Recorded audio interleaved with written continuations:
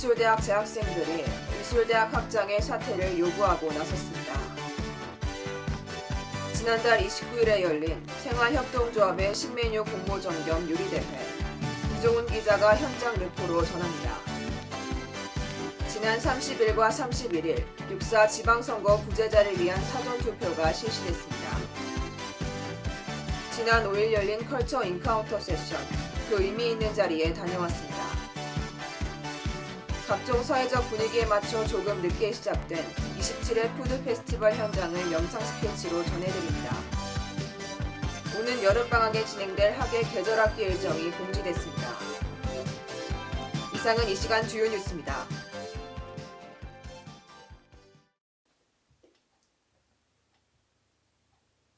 학우 여러분 안녕하십니까? VOE 아나운서 인소연입니다. 이제 시험기간이 눈앞으로 다가왔는데요. 노력한 만큼 좋은 성과 이루셔서 보람있는 한 학기 보내셨으면 좋겠습니다. 이번 학기 마지막 VOE 종합뉴스, 이번 주엔 어떤 소식들이 있었는지 알아보도록 하겠습니다. 얼마 전 미술대학 학생들이 소속 대학 학장의 해임을 요구하고 나섰습니다. 이들의 자세한 입장에 대해 윤다슬 기자가 취재했습니다. 최근 미술대학 손정은 학장의 해임에 대한 논란이 불거지고 있습니다. 논란은 학장의 부적절한 행동에서 비롯됐습니다.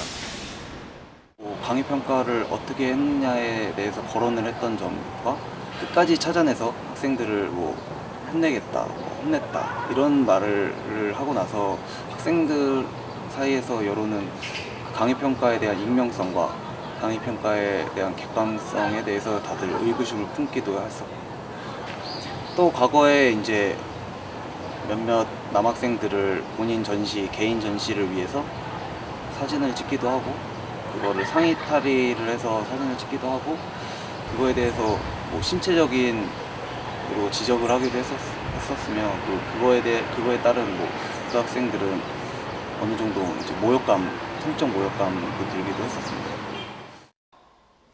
이를 비롯한 다양한 이유들로 미술대학 학생의 78%가 손정은 학장 해임 서명운동에 동참했지만 학교 측의 조치는 서면 경고뿐이었는데요.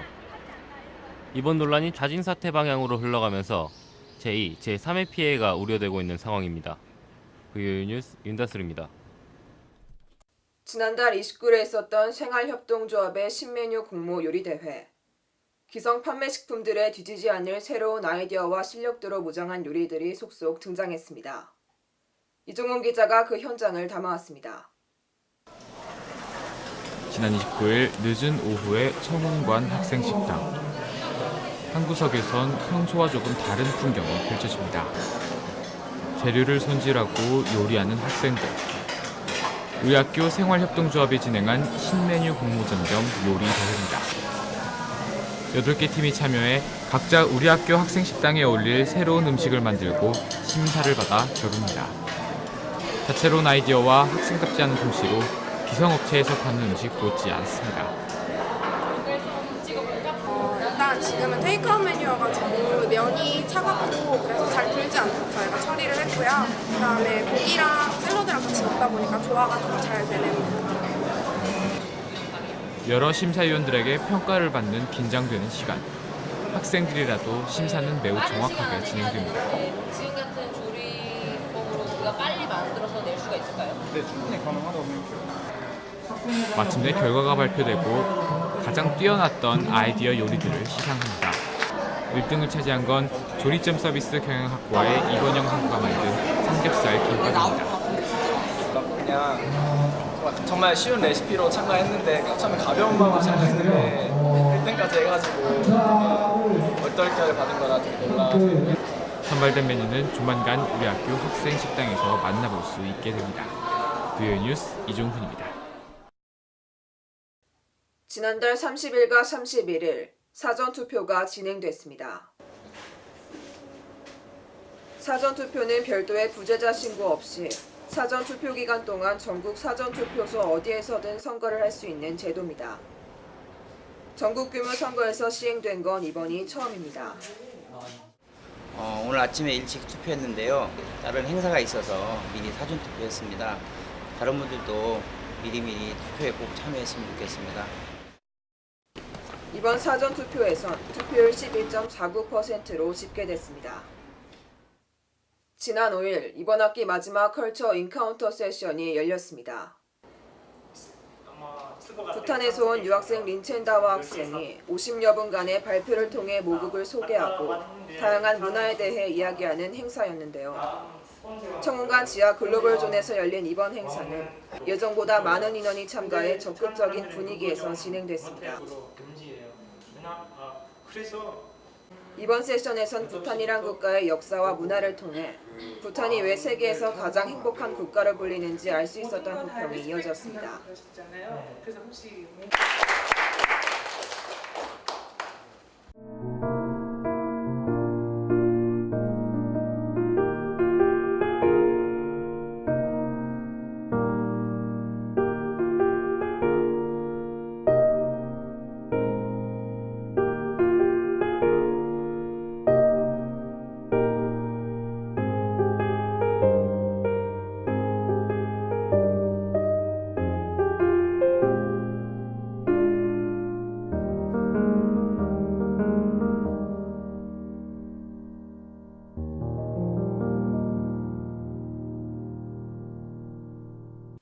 다음은 이종훈 보도부장의 논평입니다.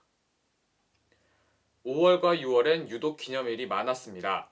어린이날과 석가탄신일, 스승의 날, 어버이날, 5.18 민주화운동 기념일과 현충일, 그리고 올해는 특별히 6.4 지방선거까지. 하지만 이런 기념일의 의미가 퇴색되고 특히 공휴일은 말 그대로 노는 날로 전락하고 있다는 지적이 또다시 빗발치고 있습니다. 사실 이런 지적은 어제 오늘 일이 아니지만 대체 휴일제 도입으로 이런 경향이 더욱 심해졌다는 의견이 많은데요. 이로써 공휴일 자체에 대한 의미를 다시 생각해야 한다는 지적도 나오고 있습니다. 대체 휴일제를 비롯해 지난 1년간 우리나라 기념일 문화엔 상당히 변화점이 많았는데요. 공휴일로 다시 돌아온 한글날이 절반의 성공으로만 그친 것이 이런 의견에 힘을 실어주고 있는 겁니다. 한글날은 국경일과 공휴일 그리고 기념일의 경계 사이에서 갈팡질팡하는 예시로 떠오르면서 과연 공휴일이라고 해서 한글날에 대한 의미가 제대로 살아나느냐는 지적이 많습니다. 과연 또다시 돌아오는 한글날은 어떻게 될지도 의문입니다. 5월에 나온 지적이 결국 끊이지 않고 6월까지 계속된 가운데 행정적 절차에 대해선 진행 상황을 눈여겨봐야겠지만 이런 절차 없이도 이제 국민들 스스로의 반성이 필요해 보입니다. 지금까지 부요일 논평의 이종훈이었습니다. 이상으로 6월 둘째 주 부요일 종합뉴스를 마칩니다. 고맙습니다.